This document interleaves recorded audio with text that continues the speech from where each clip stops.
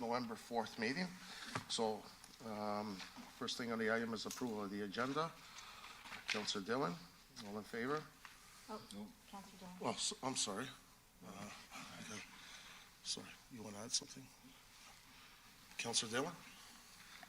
There's a couple of just quick discussion points I want to add. One is volunteer opportunities in council offices, and the second one is councillor scheduling. So, Mr. Chair, those would be proposed items 8.1 and 8.2 under new business. Yep, under new business. Okay.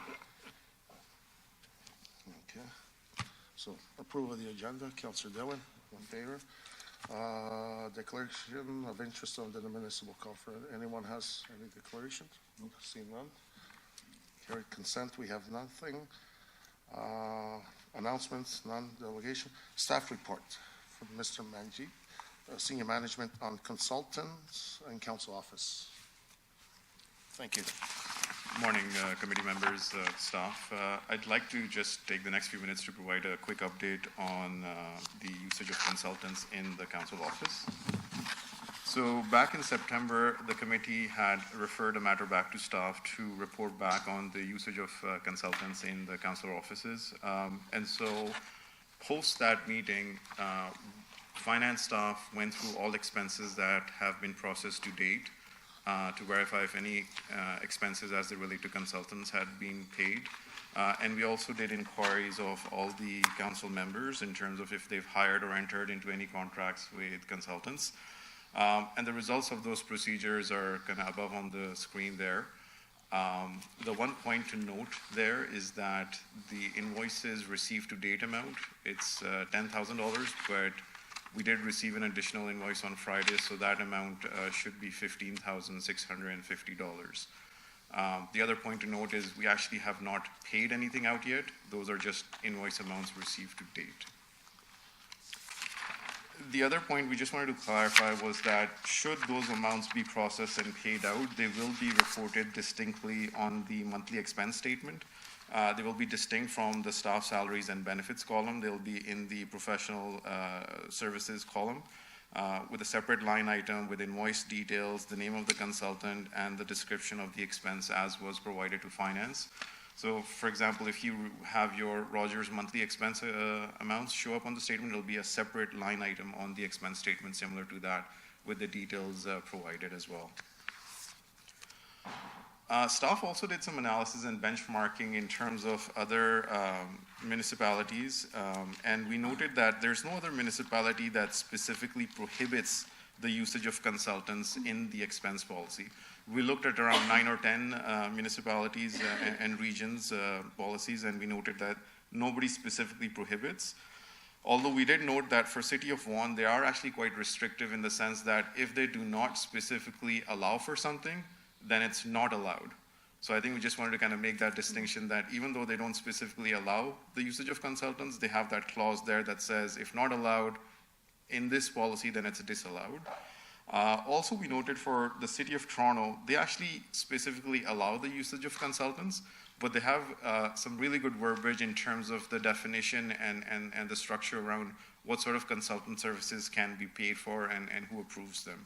So we just kind of wanted to highlight that as well.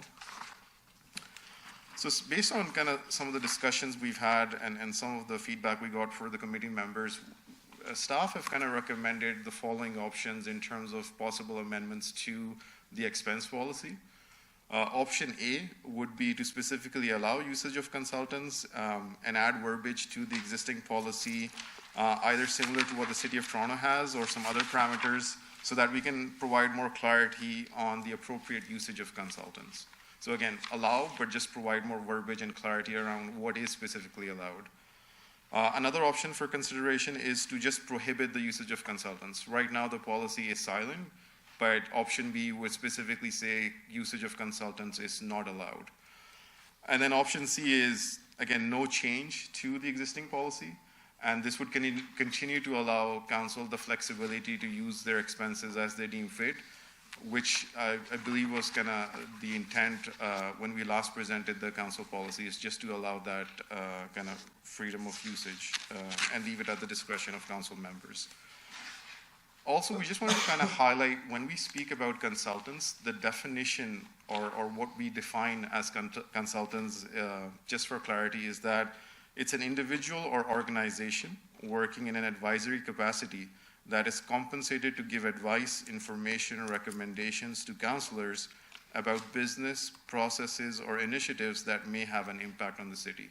So we just wanted to put a little bit of a definition around what we believe a consultant to be defined as. So with that, I'll open it up to any questions. Go ahead. Oh, okay. Councilor Santos?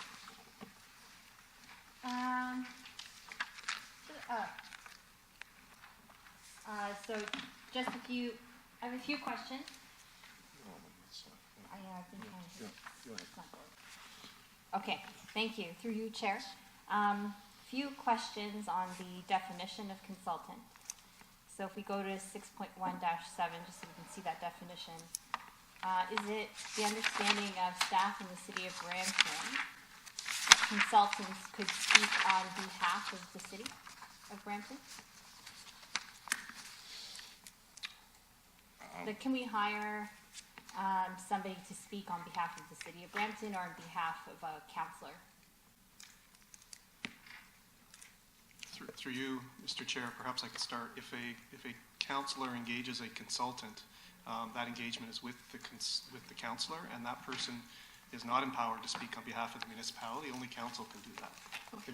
They may be able to provide advice, but the purpose of the engagement, presumably under the definition, would be provide advice, information, and recommendations to the council, Okay. and not necessarily represent the city. So if a consultant, for example, were to make a public statement on social media and said, this counselor is putting forward my motion and tabling my motion to council today, and hope that council supports the motion that I put forward through the counselor, is that a legitimate consulting service?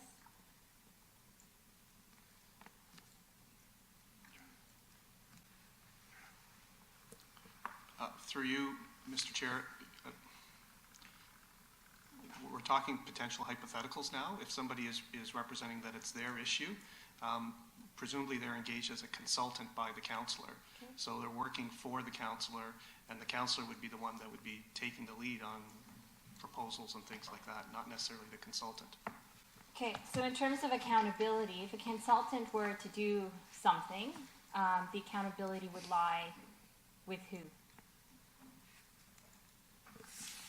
Through the chair, the accountability lies with the council member.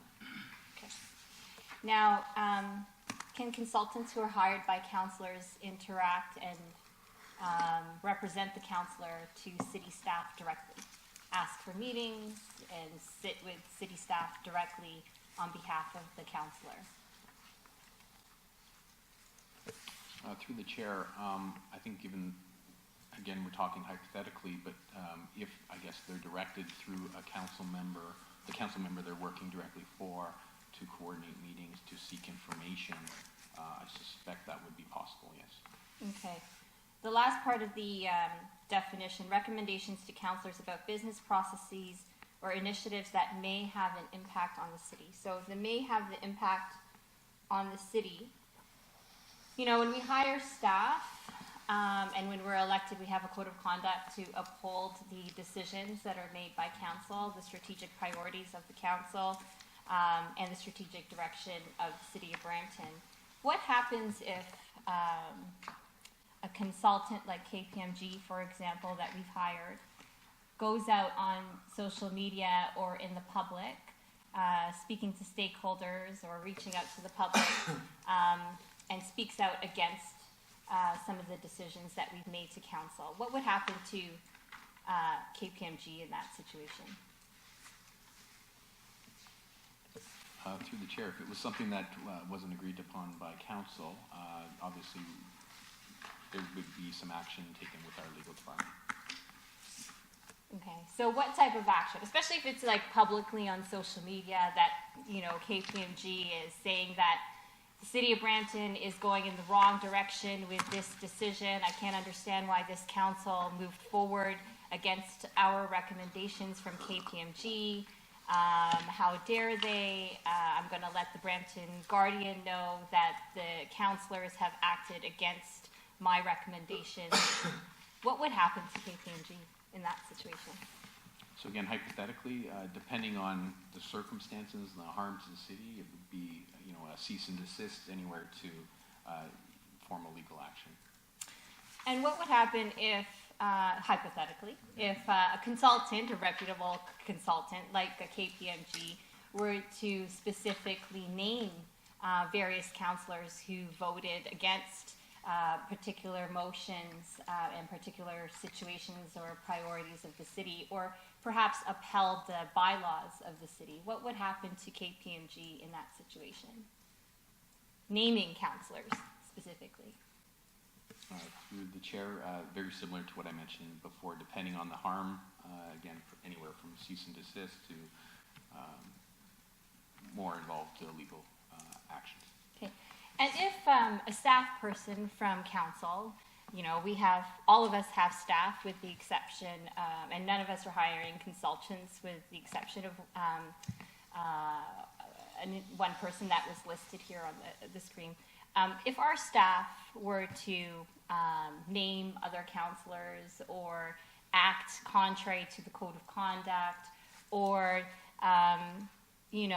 do things that are beyond what they are supposed to do as staff, what would happen to that staff person? Through the chair, they would likely be terminated potentially, depending on the circumstances again. Okay. So in the situation right now, there is a consultant that is ongoingly being hired on a regular basis with what looks like an equivalent of a salary level type of fee in the amount of $15,000. You said $15,600 has been paid? Yeah, $15,650 has not been paid, has been invoiced to the city. Okay. Now, now staff have clearance, security clearance on the 6th floor, can come and go as they please. They have access cards, they have access to counselor emails, etc. Do consultants like KPMG have that same type of access, or do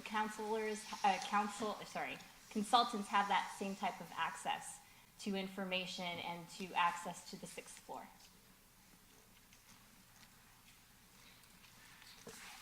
Through the chair, I'm not particularly, I can't definitively say that there has never been access granted to consultants. However, they would have to pass certain protocols to receive that type of access. Again, I can't speak in terms of the whole history of the city, whether consultants have been given access cards to come in to utilize a boardroom or an enclave in the city for specific periods of time in the day. Okay. What about the 6th floor? Do consultants have access to in-camera emails and information? Through Chair. So this is a good conversation to have. I'm hearing you. There are concerns about this type of situation. I respect the confidentiality of counselors and the material that you deal with on a regular basis. And for a consultant who does not uphold the same policies and or is accountable to the same policies as staff to be have unencumbered access throughout the 6th floor and your office areas is something we need to take very seriously and to review. My understanding is that there are policies that address this very thing. And so it's ensuring we're following those existing policies and we're enforcing those existing policies. Again, I take confidentiality of information and your counselor's safety of information and security of person very seriously. So some of the questions you raised with respect to whose motion is it, if it's a consultant's or the counselor's, it is the counselor's. I think the clerk would agree, whoever moves the motion, that's who it belongs to. So I don't know if that's a long way of kind of answering your question, Counselor, but folks should have the ability to just walk up to the sixth floor and walk around and access various offices and information. It is a concern, and so I'm glad we're having this conversation. It's something that I'm committed to looking into. Great.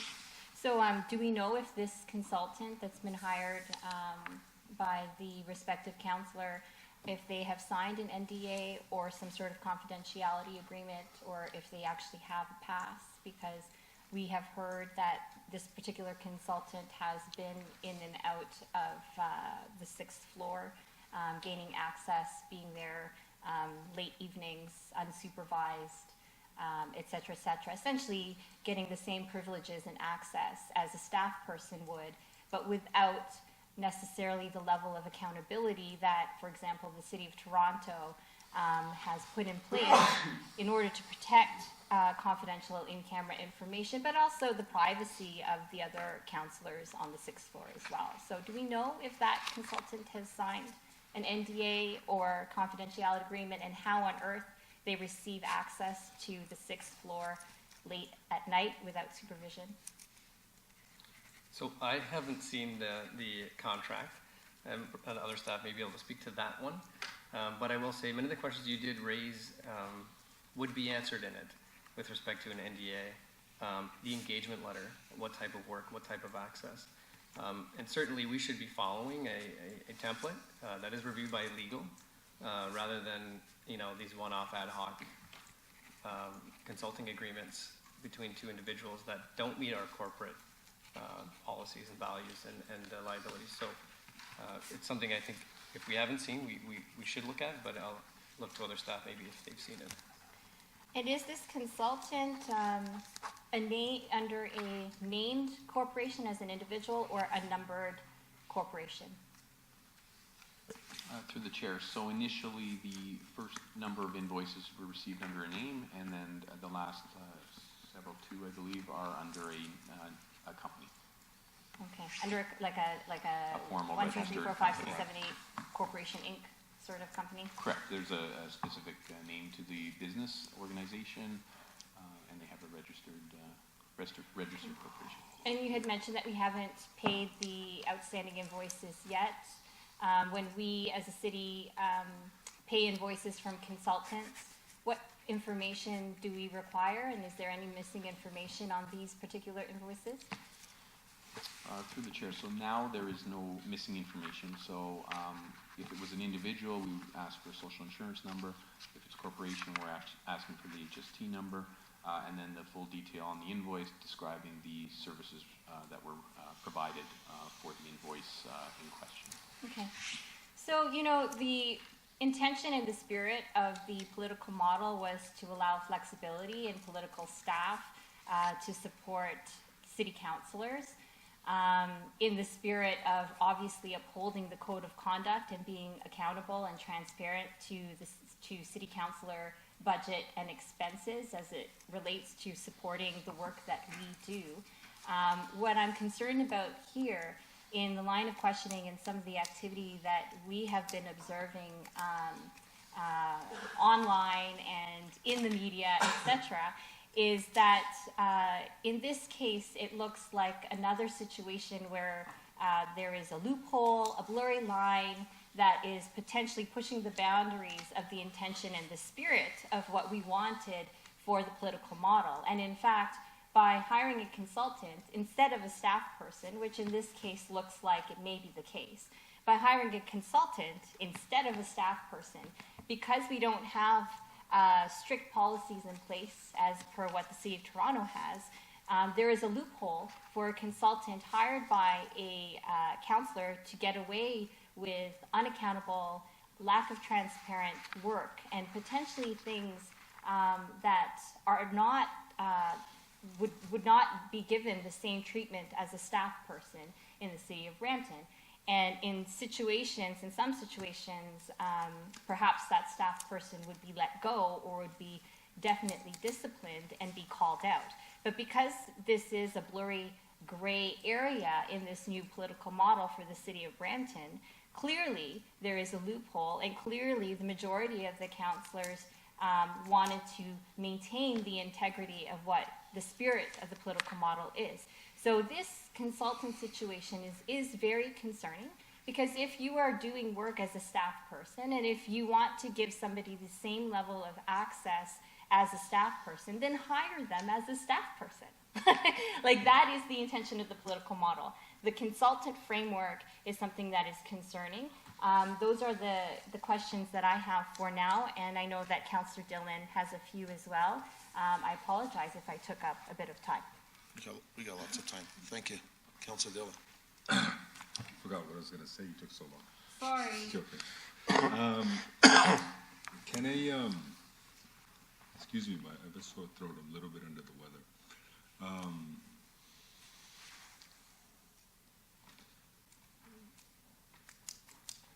Let me I'm ask gonna questions. come back. You could come back. Thank you. I have a couple of questions. I know that some other members are not here. They asked me. So, does a consultant use, any consultant, even for KPMG, use our office as an office? Or they have their own professional office? Through the chair, generally speaking, depending on the type of work that's being done, they sometimes are provided an office or a boardroom. For instance, some of the consultants that are coming in right now with the operational service reviews have dedicated boardrooms that they're working out of. My other question is, you say when you pay an invoice, you get the social insurance number or GST. It's a corporation or a company, and you get a GST number. Yes, so as I mentioned, So I'm going through my math. Yeah, How so do in you get certain, $10,000 equal on an invoice without an HST number? Because it doesn't work out to me. It's a, So, through the chair, so the first 5 invoices that were received were addressed just to the individual, so they were an exact flat amount. Okay. The last invoice that was received had an HST number on it, and so that had HST on it. So the 15,650 represents 5 even invoices and 1 invoice with HST being applied on it. what's a percentage of GST? 13% on the last 13%. invoice. Yeah, So that's why it's $5,650? correct. Okay.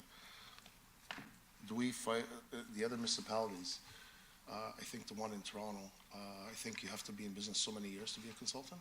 How long has this company been registered to just get a GST number? I believe the HST, through the chair, HST registration happened in September. September.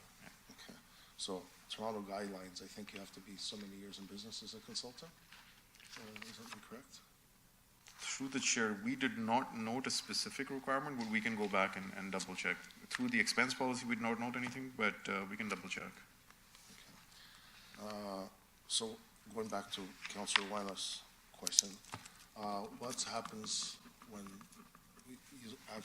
we have confidential emails and have access to our computers, and it's all confidential, and he's not registered, or he didn't swear on an oath, or he's not an assistant, or he's not an EA, and it leaks out, which I heard already, something leaked out on Twitter. How do we stop something like that? So through you, Mr. Chair, perhaps I could start. There is an IT use policy, and there is all people engaged as employees and all members of council had to go through as part of your orientation. And so an email account, if we're going to talk hypothetical, is attributable to an individual. So if somebody else is using that email account unauthorized, that's potentially a concern in a hypothetical situation like that. And the accountability rests with the individual with the email account in terms of a contribution of the IT use policy. Okay, I have a motion, but I'm going to hear Councillor Dillon first. Councillor Dillon? Yeah, sorry, I just wanted to comment that I think, I've spoken to a number of different councillors in other municipalities, and they use consulting services for specific purposes. And so I think really, there's really no framework or parameters to what we have now. And so one of the options was that we go with, I think, similar to the city of Toronto, where they have more clarity. Is that something you're going to bring back? If that's what this committee chooses to do so, or council chooses to do so? Through the chair, yes. So I think we did have an extract on the current City of Toronto policy and how they list some of the requirements. but one of the proposals was to make similar amendments to the expense policy to add some of that verbiage and any other parameter that the committee deems fit, and then come back to council. Well, I think, you know, I have not used a consultant. I don't think anybody has, but if a council chooses to do so, I think there needs to be some strict parameters there as well, just to ensure that we're using the taxpayers' money wisely.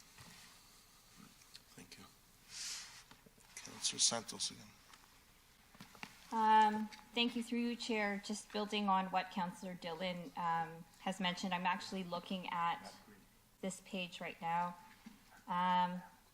On the invoices from this particular consultant, does the consultant's monthly invoice identify the hours that they worked and their deliverables? Or is it just like a total number? Through the chair, the monthly invoices just define the period when the work was performed, but does not list out the actual number of hours. However, staff did follow up to request further details in terms of the nature of the work, and a separate memo was provided that listed out the overall parameters of the work being performed. Okay. Okay. So it happened after the fact. So in the spirit of accountability and transparency for all of our budgets, if we wanted access to those invoices, the hours and the work that was delivered with whatever examples, or if we had questions regarding that specific work listed in the invoice, would that be available for the public to see? Through you, Mr. Chair, yes, probably through just as any invoice, through the member's business expense, probably either through informal release or an FOI request, but presumably it would be releasable. Okay, perfect. Thank you very much. So, there's two other members not here, and I'm asked also to talk on their behalf, so I think we're gonna put a motion on the floor to line it up with the Toronto area to give it, but also has to be in business minimum 5 years, like I said. And that way gives a little bit of leeway, and it'll be harder for someone to get a consultant. So if they're in business at least minimum 5 years as a consultant, with HST number and valid invoice, and also should be approved by staff, like why you need it when we have amazing staff to go to. I don't see why. We were hired a budget to have an EA, and the EA is really our consultant. So that's some concerns of some other members. So that's the motion I like to put on. I could go with that maybe, but we have to put in there, it has to be in business like PMG minimum 5 years. Councilor Santos. Oh, I think the treasurer has something to say. So just for clarity, you're asking for, it would have to be a registered corporation in business for 5 years or more? Minimum 5 years, that's what a lot of members are proposing. Councilor Santos? Thank you, Mr. Chair, and thank you for bringing the motion forward. I support that. I just wanted to speak to the motion and the importance of the credibility for being in business for 5 years, but also bringing up another point which Councillor Fortini has mentioned before, which is in the current structure, if I won't say my husband because I don't have one, if my wife. my brother, if I had a sister who had a consulting firm under a corporation, and I hired the consultant, who is my sister, to do that work, under this existing framework, that is another loophole to get away with the policy around not hiring, or nepotism, and not hiring family members into the city of Brampton and using taxpayers' money to hire family members in the city of Brampton. So I just wanted to point out that that's another loophole we have right now, that in the current framework, councillors can hire consultants who are family members, who are unaccountable in terms of the amount of work that they are doing and the type of work that they are doing. It is another significant loophole, so thank you, Mr. Chair, for bringing forward the motion. Okay, before I go to council, I just wanted to ask one, go ahead, sorry. Sorry, I think it would also assist us in terms of, like an effective date in terms of when this would take place.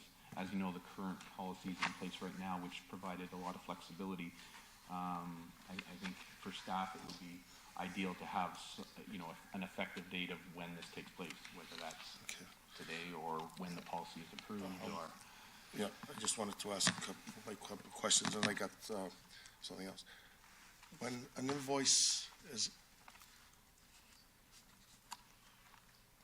invoice comes to the corporation, where does this check go to? So say at Brampton, when I send an invoice as a where does the check go to the company? Of the invoice, it doesn't go to the person. Am I correct? It's through the chair. So if the check requisition comes through and all the details are there and the city cuts the check, depending on we may have the bank account information, we may do an electronic transfer, or there may be a check that's then mailed out to, or picked up in some cases by the consultant. And that's why I was so troubled. So I could go open a company, like I mentioned before, for $50, call Sudbury, get an HST number over the phone, and they'll mail me an HST number. I give an invoice to myself, and I open the company to my cousin or my wife. In the end, it doesn't go to her, it goes to the company, and nobody can find out the company. So these are these loopholes I'm trying to vent. So if there's a company at least registered 5 years, I would, I'd consider it, but it has to come through. The other two members wanted to, I did talk to them already, and they wanted to go, it was never approved from the beginning. It was something that, it was like kind of snuck in, so they just don't want to pay, go back from day one with no invoices paid. So that's going to be part of my motion. Councilor Dillon. Sorry, what was the last part you said? Part of the motion was what? Not to pay any invoices to consultant. So you want to go no consulting? No, you can go consultant, but you have to have a legitimate registered business. We're going to go under the Toronto model. So, one thing I have is I actually agree that should be a legitimate business, but I'm just a little bit concerned about the 5 years. Why 5 years? What if somebody's been in business for 2 years and they're a reputable company, right? Maybe it's, should we really, What's the Toronto model? does Toronto say 5 years as well? You have to be Through the chair, we weren't certain whether it actually specifically says. It didn't say that specifically in the language that you saw in the presentation, Right. But it could be somewhere else, possibly within their policy or in some other policy that they may have. But what I'm saying is that, do we necessarily, just because somebody's been in business 2 years or 3 years, does that mean that they're not able to provide the consulting services that might be better? So, not against, a certain time frame they've been in business, but I think maybe we could reduce that a little, like 2 years, 3 years. I'm not sure. Maybe I could ask the chair. 5 years seems kind of a long time.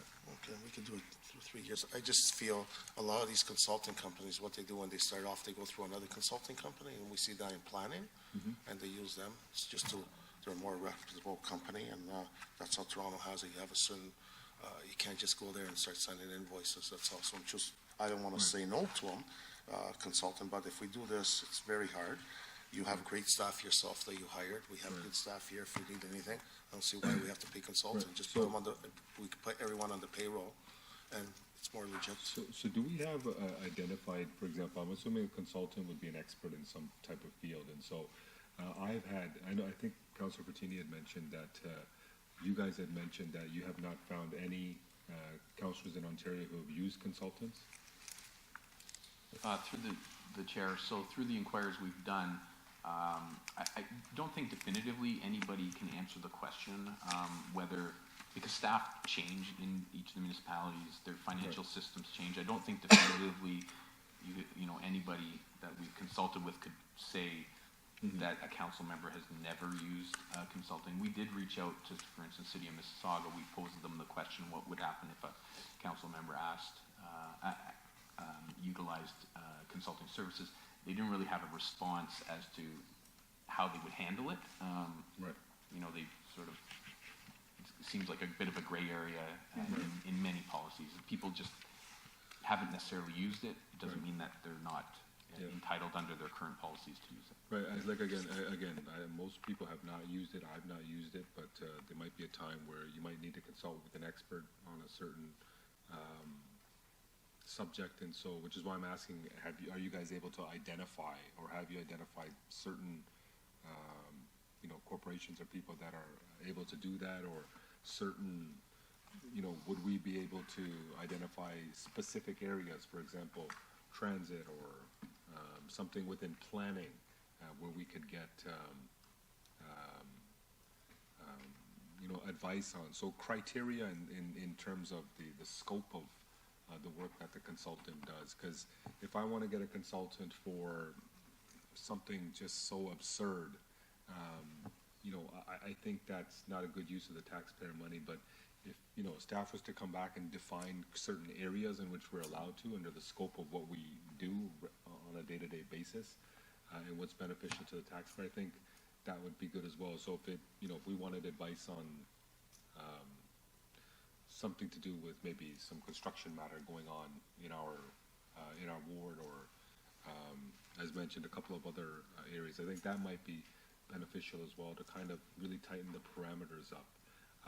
And so I'm in favor of going with kind of what the Toronto has, but I'm a little bit,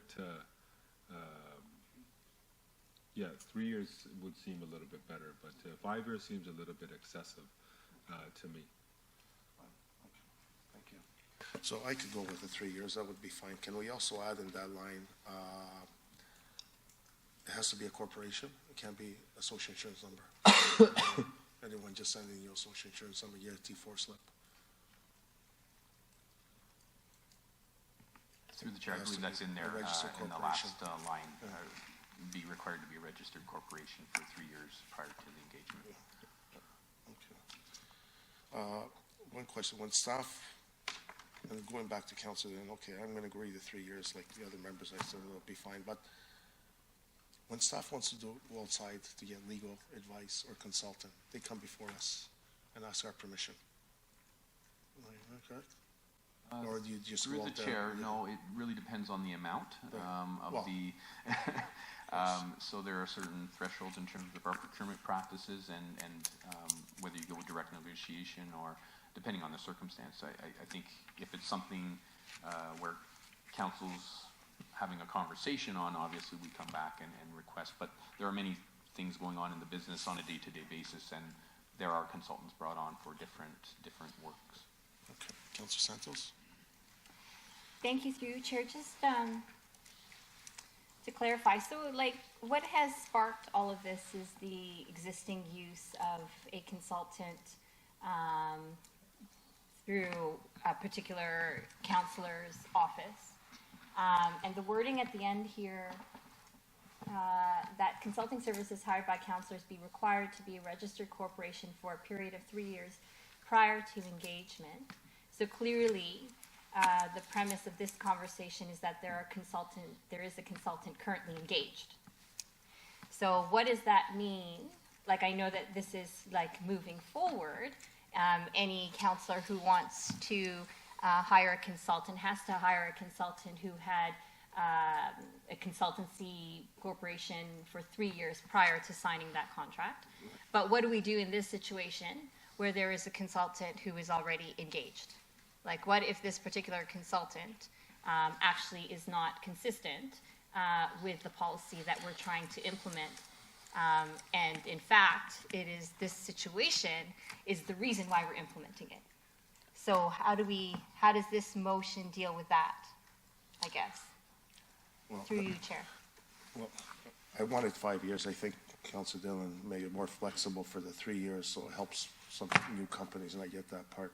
But if they've been registered at least 3 years, they must be doing consulting other places too, so it gives a little bit of flexible for them to Through you, cover. Chair, I'm speaking about the consultant in question now. Yeah, well, I was gonna add still on here that, talking to other members, that no invoices be paid in the past, and just from 3 years on the road, if this consultant's still around, he's allowed to come in, but also he has to follow the rules of Toronto, this part here. So Okay, it'd be maybe very, very hard. through you, Chair, to staff, if there's any clarity regarding how you would interpret that? Through the chair, so I can't necessarily comment whether there is any formal contract between the existing council member and the consultant. So I don't know in terms of any repercussions of that decision.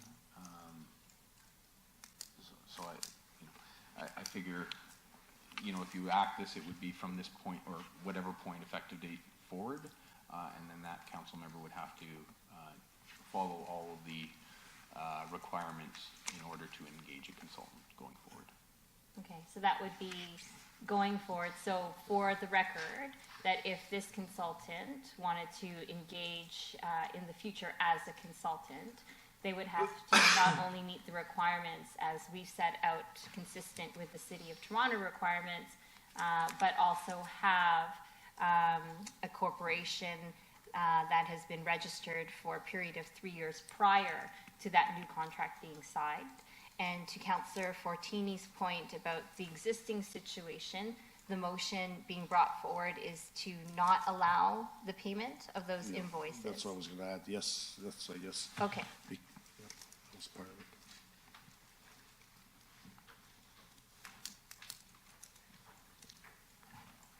So through you, Mr. Chair, then, is the third one then that the payment of any outstanding invoices for consulting services procured not be paid, such that this policy, which are the first two clauses, be retroactive to the start of the term as it applies to consultant invoices submitted to the city from members of council. That's the intent. Well, the start of our new budget, when we got our new budget, I guess, when was it, April? So anything from the, because prior to that, there was we couldn't pay anyway at the time. Through the chair, so I think we may want to go in camera to discuss this in terms of any legal implications of this specific motion, part of the motion that's put forward. If I may, through the chair, this person may currently be under contract to the treasurer's comments as well as our CEO earlier. We need to go look at whatever has been signed and what obligations and liabilities currently exist. So we may not be in a position to to withhold funds if services have been rendered. So I think it would be very wise to either defer this part of the discussion, or we can call our acting city solicitor to come in and go into close and give you advice on that. So, and I'm fine with that, but when we hire our staff, it's going through us. It's got nothing to do with the corporation. So if I have my staff is not doing their job, it's me saying, I'm sorry, here's your 2 weeks, you gotta go, and I hire someone else. What's the corporation got to do with liability? The invoice is not made to the corporation, it's made to if they have a contract, they will sign, or an invoice is made to the councillor out of her budget. So I don't understand how legal gonna say, this is a legal battle. If I make an invoice that I've done in the past, made an invoice that I don't get paid, I have to put a lien on the property, take the person to court. It's got nothing to do with the city or corporation. point of order. Perhaps we should take some direction from staff and go Yeah. in camera In camera, on that yeah. particular discussion item. But I think maybe what would be helpful, since this information is already available to the public, is in the spirit of accountability and transparency, is to maybe show the paper trail of invoices that have been sent and the revisions of those invoices as per the existing contract. I think that's a reasonable request that this committee can make in order to also help us understand, some of the in-camera stuff that we're going to be discussing shortly on this matter. But what is public information are the original invoices that were sent to the councillor's office, are the revised invoices that were sent to the councillor's office. And in the same spirit of, staff working for a councillor's office and any other consultant working for the city, I think that information could be made available to the public and also to this committee as well. so that any questions coming from the public regarding this particular consultant and as to why there's only one counselor hiring a consultant can be answered, and the public will have that information. But in the meantime, I think some of the payment or non-payment, I agree, should probably be in camera. Okay. Councilor Dillon. So, sorry, through you, Mr. Chair. So to move into closed session, I've emailed the city solicitor, requires city solicitor's approval, so I'm hoping he'll be down. So perhaps we can continue the public debate until he arrives, and/or if that concludes, move to the other cases before he arrives, before moving to close. Okay, thank you. Councilor Dillon? Right, so just a very quick question. What's the current, so for consultants hired by the city, what are the rules around that? Is there does they have to be corporate? Do they have to be a corporation? Is there a certain time they have to be registered as a corporation? Through the chair, so there would be requirements under a procurement bylaw. You know, staff and/or council would set certain parameters or scope of services and certain requirements, minimum requirements for the hiring of certain, whether it be individuals or corporations. You know, for instance, the city has hired individuals, former employees of the city or from other municipalities to do work on behalf of departments as additional contracted services or consulting services for different initiatives that are underway. Whether those are set up specifically as a corporation or an individual, I would say that both have been used before. So I'm just trying to kind of wrap my head around, you know, should it not be the same for both, for council and councilors and staff, the way we hire consultants? Through the chair, so I think it really depends on the scope of work that's in question, the type of work, how quickly you need to move on it. I think you had some comments about, you know, specific areas of specialty. It's not uncommon for the city to go out and pre-qual certain organizations to do certain types of work. And then, obviously, then at some point you then go out for the more specific terms of reference with those organizations, and then you get a quotation back from each of the organizations. So we've hired former employees as consultants, right? Through the chair, yes. So I'm just wondering why, like, as Councilor Fatini said, isn't our staff good enough? Like, why would we go and hire a former staff member when we have our staff here? I'm just really trying to figure out, because we need to, everything has to be on the same even playing field, I guess, council and staff in terms of who we hire as consultants. And I think this is really, the more I'm thinking about it, this is really vague. I'd kind of like to see in writing what staff, the city does, and then, so when you bring this report back, we can also see what the city does, and if the discussion allows, we can kind of align them going forward. I think that would make sense. So through the chair, so I can kind of speak to two reasons why you would possibly retain somebody with formal municipal experience. So you may retain somebody because they have a certain specialty or background that you're looking for that you may not necessarily have in-house. And then you have other situations where you do have the expertise in-house. However, just depending on the initiative that's in play, you may not have the full resources to actually do the work. So then you need to hire. And just to, I guess, kind of playing devil's advocate as well, you know, you might not, as a councilor, have all the resources to make the best decision. Might not be in-house that we can get it from our own staff or from city staff as well. And so I kind of want to see us going towards something that's the same for council and for staff as well. So I don't know how we add that in here, if that could be discussed, or you can provide our current model for staff in the report back.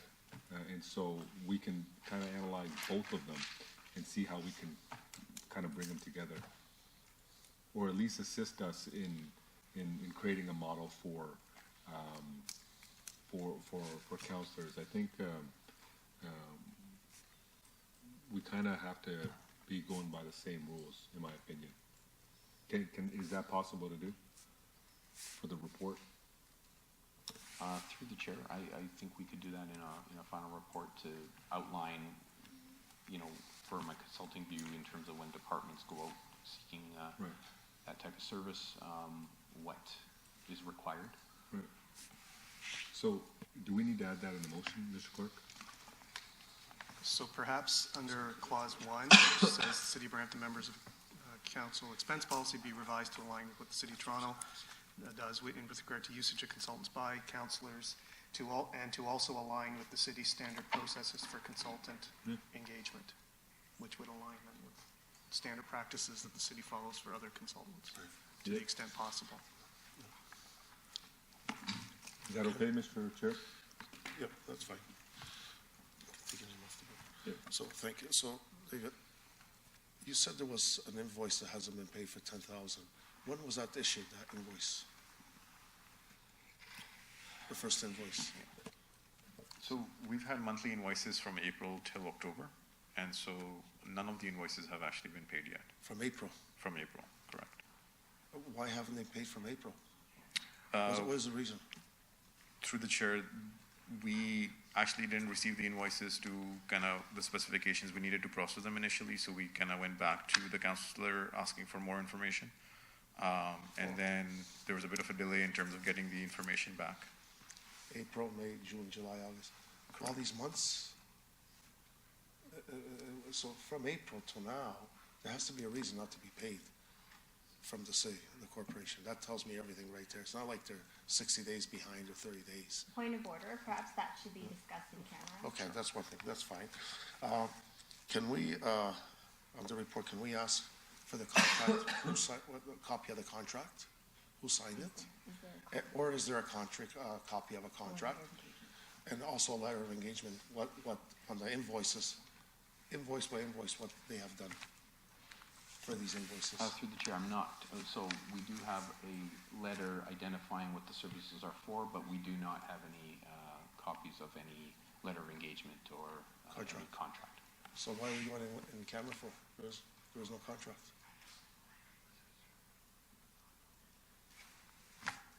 There's no contract. Through the chair, just, or to the chair, simply because we don't have a copy of the contract doesn't necessarily mean there isn't one. I think, in fairness, we need to validate whether one actually exists. If one doesn't exist, then it's a valid point. But I think we need to take every caution to ensure that. Okay. So my thing is, if they have a contract with me is one thing. If they have a contract with a corporation, it's another thing. So really, the corporation is not on the hook for everything. At the end of the day, you have no contract. We've got no contract. So anyway, let's go in camera. We'll talk about it. And would you like to have see all the invoices should be posted up and see what has been done, what has not been done to pay these invoices since April. Point of clarification. Yeah. So an amendment to the motion that says that any and all Engagement contract. invoices, including revisions related to this particular consultant, be shared with with this committee and made public. If we can do that. So through you, Mr. Chair, I haven't seen the invoices, but it was advised by staff that some of the early invoices, for lack of a better word, may be personal invoices, so there may be personal information on there that we can't make public unless we have consent. Okay, so how about we also take this amendment to the motion in camera as well and discuss that further? Obviously, there's a lot of gray area on this topic and very questionable in terms of accountability and transparency, which is why the spirit of the political model referred specifically to staff. Okay, motion to move in camera? Yes.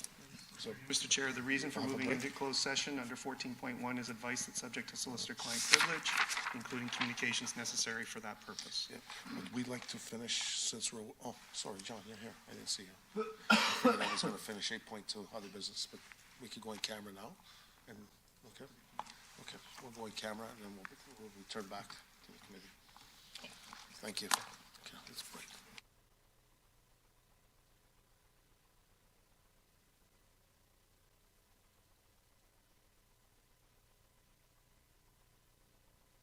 Thank you for coming back. So we're out of camera, so no direction was given, am I correct?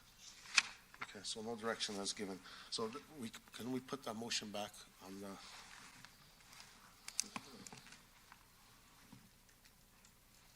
A couple questions. Okay, so we'll go on to the questions first. Councilor Santos. Thank you. Through you, Chair, and to staff, just a quick question regarding the invoices that have currently been issued and not paid.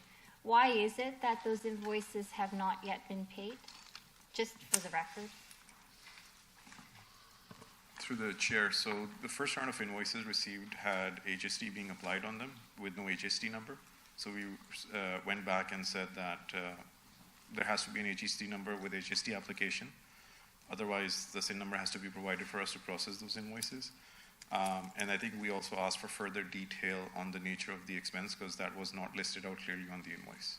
Okay, now if there was some sort of contract, official contract in place or letter of engagement to initiate the work with this particular consultant, certainly some of those questions through that letter of engagement and contract would have been addressed, possibly. Through the chair, yes, in terms of the actual nature of the services provided. So because there is, because a letter of engagement or contract, in an accountability, transparent manner, as we would deal with any consultant in the city of Brampton, it does not seem to exist. A lot of these questions still remain unanswered. Through the chair, we did ask for subsequent details and we were provided with a memo listing out the nature of the services, but not like it was not a formal agreement, it was in the shape of a memo providing further detail. So thank you, and through you, Chair, so it sounds like many of the agreements or contracts or letter of engagements or what have you don't exist in any sort of official capacity, which is consistent with any other policy in the city outside of perhaps maybe a handshake and an informal agreement. In terms of, we don't know, right? But clearly and certainly that's why the city of Brampton has official policies in place that require formal letters of engagement and contracts that really clearly set out the length of time for the contract, et cetera, because right now there are still a lot of questions as to what these services are and what the agreement is. And so in the nature of accountability and transparency, I support this motion, but I think that we should be very specific and put a council freeze on hiring consultants, and make sure that our rules of engagement are clarified and, to Councillor Dillon's point, consistent with the policies of the city of Brampton and how we treat consultants and our expectations of those consultants. And then once this motion is approved, that it is effective immediately for all of councillor consultants, period, because I think the purpose of the political model was to be accountable and transparent. The purpose of it was definitely not to condone behavior of backroom deals and handshakes and hiring people without HST numbers and proper, legitimate corporate information, et cetera. And that is why we are in this gray place right now. So I think we need to have very clear direction on this, and to Councillor Dillon's point, make sure that it is consistent. And certainly if there is, till this day, after how many months of this consultant having unpaid invoices and questions still out there, then certainly there isn't a real contract in place. So I'm going to put forward some of those amendments, and I would support the motion.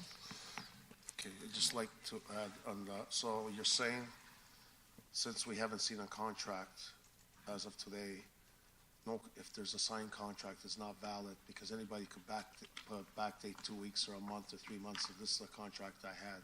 So there's no contract going to be available at all until the new policies gets in place. Because anyone could put a backdate 3 weeks, 4 weeks, said I had a contract 2 years with this counselor. Is that what you were trying to say? Sorry. That's okay. Thank you, through you, Chair. I think what I'm trying to say is that based on the fact that invoices have not been paid because there is a complete lack of clarity regarding any letter of engagement or contract that would be consistent with any other policy of the city of Brampton, that we do not approve any, they would put a freeze on consultants, period, and that we clarify what the rules of engagement are that are consistent with the policy of the city of Brampton. And that once approved, effective right away, so that if there is any sort of backroom deals, handshakes that are not necessarily consistent with the policy of the city of Brampton, that effective immediately, all of councillors' consultants apply, this motion is applied to them. So with respect to retroactive, I think that there are a lot of unknown questions right now that that staff are asking regarding invoices that haven't necessarily been answered yet. But definitely moving forward, that any sort of consultants are in line with existing policy of the city. That's what I'm saying. Is that clear as mud? Yep, very good. Sorry, through you, Mr. Chair. So if I understand Councillor Santos's amendment is to strike out Clause 2, which is the middle paragraph, which is putting in place a counselor or a consultant engagement process and putting a freeze on consultant engagement effective November 4th, today, subject to council approval, until such time as staff report back on the alignment with the council expense policy with the City of Toronto. So that's an amendment that's moved to the main motion from Councillor Fortini.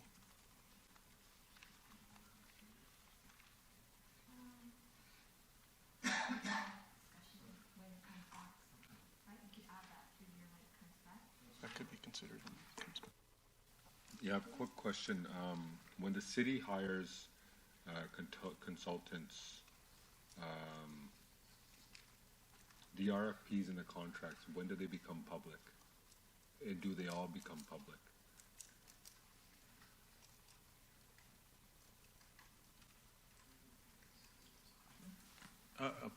Through the chair, apologies. Councillor, could you please repeat the question?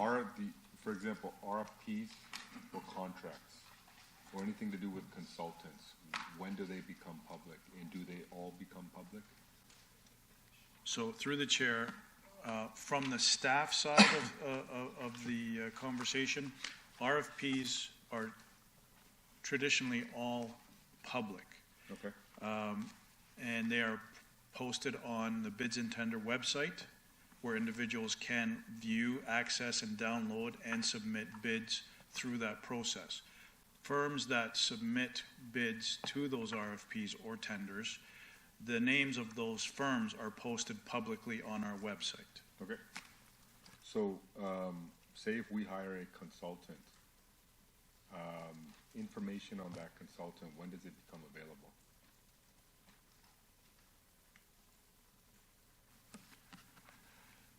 Through the chair, it could become available two separate ways, one of which could be through a Freedom of Information request. Second of all, it would also be once the engagement has initiated and a kickoff meeting is held, typically the information would be presented by that firm as to some of the things that they do, their qualifications, who they are, and some of the type of work they do. So is there on the website, or is there a list of that councillors can access to all the consultants that we've hired? Yes, so through the chair, purchasing creates a quarterly purchasing activity report that lists all types of contracts that are issued, from limited tendering to emergency procurement to tenders to RFPs. So, closed session contracts that are signed, or RFPs in closed session, do they all, any RFP that's in closed session, can I speak on this? Nothing specifically. So if there's an RFP that's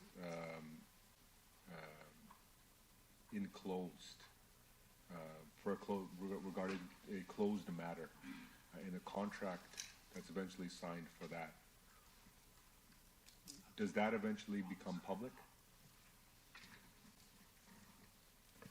So through the chair, I am not aware of any type of closed session RFP process.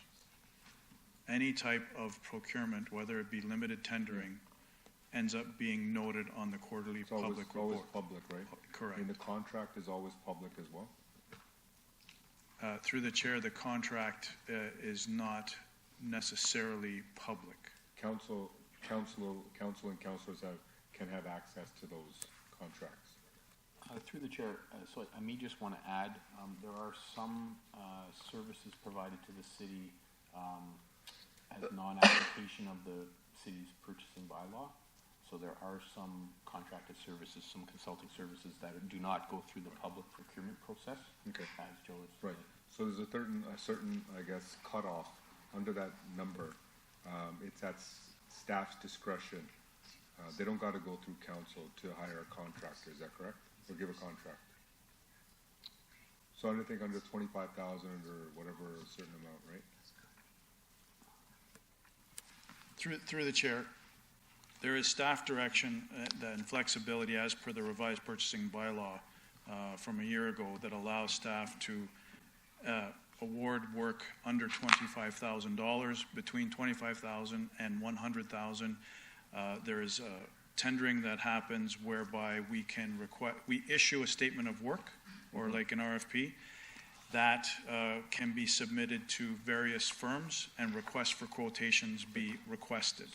Anything over 100,000 typically goes through a formal RFP posting process. But, so, the contracts that are awarded to consultants or whoever, are those made public?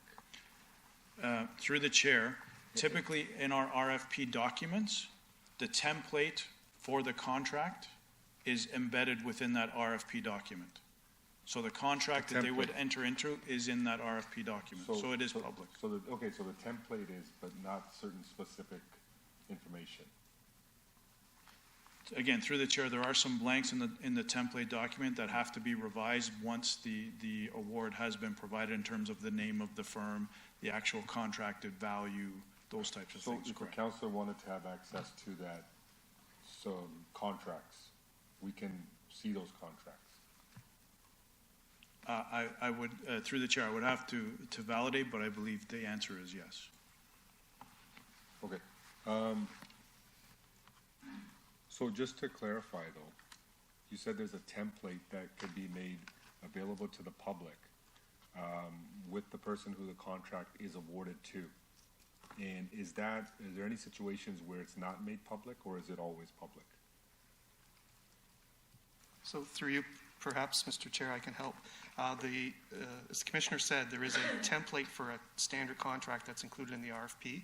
The actual contract that may be executed with the successful bidder may include the contract, may include the bid submission, may include the RFP. The bid submission may include sometimes some commercial proprietary information for which under the Municipal Freedom of Information and Protection of Privacy Act may not be publicly accessible or may have to go through an FOI request. So it depends. But for the most part, staff would make efforts to make that executed contract to the extent possible available for public review if requested. And if there's anything that's not available to the public, councillors can still access it though? Councillors can still see that Through full you, contract. Mr. Chair, council can see it. Yep. Councillors as individuals have the same right of access as members of the public unless council delegates responsibility. So if to I them. wanted to see a contract that was awarded to a consultant by staff under $25,000, so it doesn't have to go through council, I have to get council's permission to see the contract? Through you, Mr. Chair, it depends. I don't want to give you a blanket yes or no. For the most part, yes, you should be able to access it because that would probably be a low-value contract and nature may not necessarily be that significant, or there may not be proprietary information in there such that almost all of the contract can be released to you or to a member of the public should it be requested. Okay, so if I want to see a contract, I can see a contract. Essentially, it's what I'm getting to as a councillor. Yes, with limited exceptions as they may exist for proprietary information. So I can see a contract, but if there's with if there's limiting exceptions because of proprietary, whatever you said, I'm not able to see it? The through you, Mr. Chair, the short answer is you as an individual may not be, but if council as a whole decides that they wish to see the contract, council is entitled to all the information. That sounds a little bit concerning to me, that counselors would not have access. I'm assuming, because when we've done, I won't speak of specific situations, some counselors have said, I didn't even see the contract. And then we've been told that, well, you could have seen it. So if there's some contract I want to see, and if I can't see it, I guess we'll have the discussion going forward. I'm not going to belabor the point. I just wanted to get into the specific details of what's allowed and not allowed. But I'd be concerned if counselors were not able to see a contract. But that's a discussion we can have offline. And then for this, if you can give us a moment to read it, or even if you can read it out loud before we vote. Just want to make sure we have all the wording here. Yeah, can I take a minute to read it? Yeah. No? I'm off. So through you, Mr. Chair, there's a three-part motion. Part one is the first paragraph. Part two is the paragraph in red, which is the amendment moved by Councillor, sorry, can you scroll up, Charlotte? Moved by Councillor Santos, which is an amendment to your main motion paragraph to strike it out and replace it with the freeze. And then clause 3, paragraph 4 in what's in front of you is the third clause.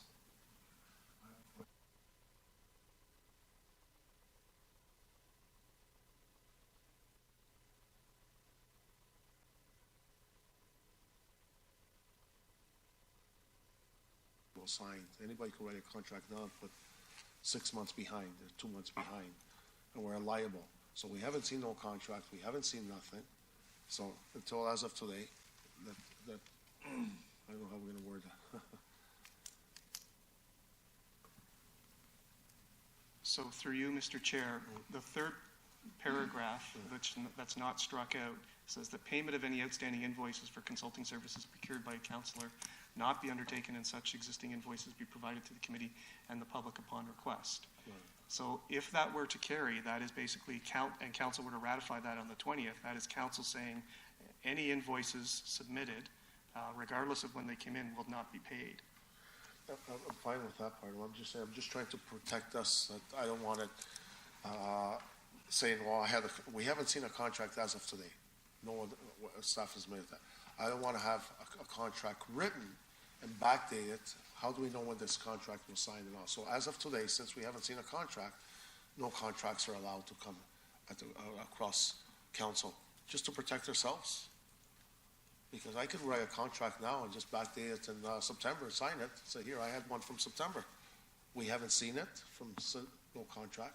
So just to, to protect ourselves. Is that okay, John? I'm looking at you. So, to you, Mr. Chair, the only concern I would have is, this was with regards to the last item on this page here. That suggests that the payments would not be undertaken, period, end of story. There may be 100%, and that applies to all members of council. So there may be legitimate invoices that at some point should be paid, but perhaps after a review has been undertaken. That's right. Right? This is like, that paragraph suggests that they will never be paid. And Well, no. so there needs to be a review, A presumably. review, absolutely.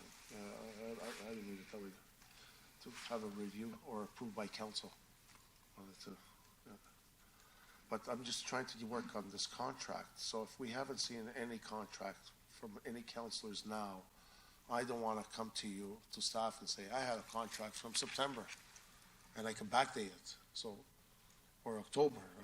So any contract we haven't seen, any contract that comes to us in paper is not valid as of today, because we haven't seen any. That's all I'm trying to get. So to you, Mr. Chair, I would suggest, if you've got the language in there that says pending the review, and then those contracts can be reviewed as part of this overarching review, because there may be contracts that you haven't seen that are legitimate, that should be paid, and there may be others that shouldn't, but I'm not talking across the corporation, I'm talking Yeah. about us councilors, we haven't Right. seen any. as of today. I don't want to come back in a week, says, well, there was a contract here signed in September. We haven't seen one until now. Anything in the past or now, there's no contract allowed until we do the review. I don't want to put someone on a back date, say, I had a contract with you since September. That's all I'm trying to say. Mr. It's Chair, not across the corporation. I just It's don't only know us. what's out there, and so to have a black and white rule that just applies To council. to everyone for any potential contract Only may, to council. may put you in a position where contracts or monies are not paid when they should be. And so long as you've got this language, you should be covered because it'll give you the discretion to make those payments or not, depending on what the review demonstrates. I get it, but what stops anyone from writing a contract now? And I put the date 6 months ago or 4 months ago, and I said I had a contract with Councilor Fortini. So- It doesn't stop it. So Councillor Fortini, if someone were to go back and fraudulently prepare some sort of contract, backdate it and falsify the dates and so on, that's a whole other issue that I think we should be able to deal with when we do the review. But it's almost impossible to try to cover off every scenario in a resolution right now. Just give you, if this gives you a little bit of leeway, Okay. so that you can deal with any scenario that comes forward. I just want to put on record, we haven't seen a contract as of today. I hope we don't come back in 5 months or 4 months. There was a contract signed in September. That's all I'm trying to worry about. Okay, the motion's on there. Councilor Dillon, you okay? You'll go back and, Sorry, Councilor Dillon. did I want to ask a question? So actually, one more question. In terms of contracts and RFPs, is there a website that we can check that shows all of them? Because there's an RFP I was looking for, I didn't find it. Through the chair, yes, and I'm happy to send you that link Please, after thanks. session. Thank you. Okay, so the motion's on there, so, all in favor of the motion? Okay, that carries. Reports, other business, did you want to do, Councilor Dillon, yourself? or So you no, want- I guess, Say 8.1, no. 8.2? I wanted to discuss a couple of issues, but I think I have to leave now. So I'm gonna, can I move to defer this or refer this to Just add it to next time. the committee? Committee He council? wants to do a committee council, so you can just add it then. Yeah, that's fine. just- Refer?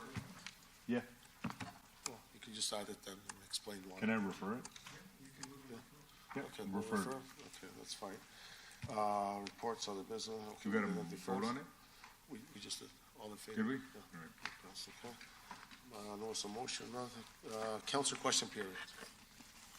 Seeing none. Public question period. Over there, 15 minutes. Closed session, we did, an adjournment, February 3rd is our next meeting. So, all in favor? Teacher?